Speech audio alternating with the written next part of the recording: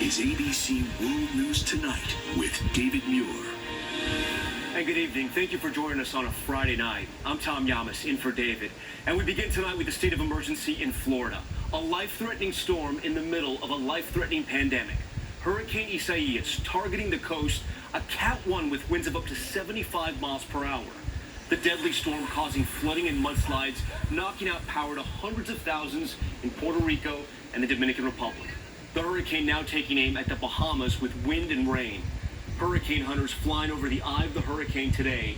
Watches and warnings posted in Florida. The state closing some coronavirus testing sites until at least Tuesday. It could hit or come close to hitting Florida this weekend. Here's the track, moving its way up the East Coast. North Carolina already issuing mandatory evacuation orders for parts of the Outer Banks.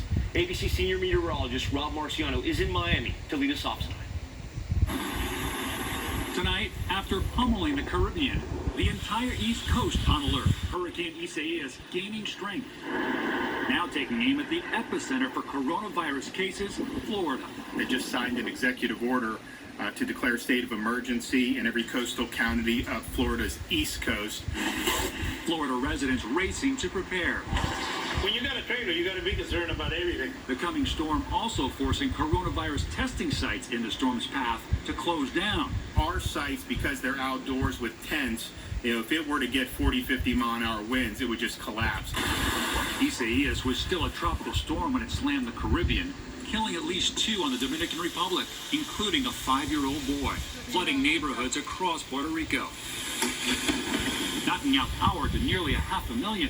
The National Guard rescuing children, even a newborn, from floodwaters in Mayagüez. The infrastructure on the U.S. territory still fragile. We've had 2 hurricanes that we've had to deal with. We've had 2 earthquakes and multiple tremors that we've had to deal with. We have this pandemic, and now we have this tropical storm. So we have endured a lot. And we are thinking about Puerto Rico tonight. Let's get right to Rob with the timing and track of this hurricane.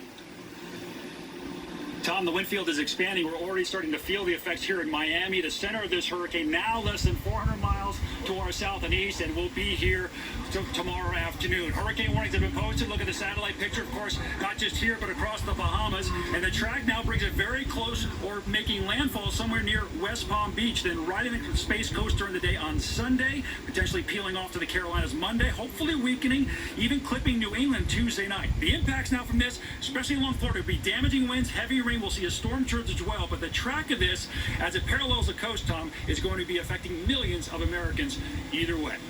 Tom, we have to keep our eye on it. We'll stay tracking it through the weekend. All right, Rob, thank you. Tonight's other major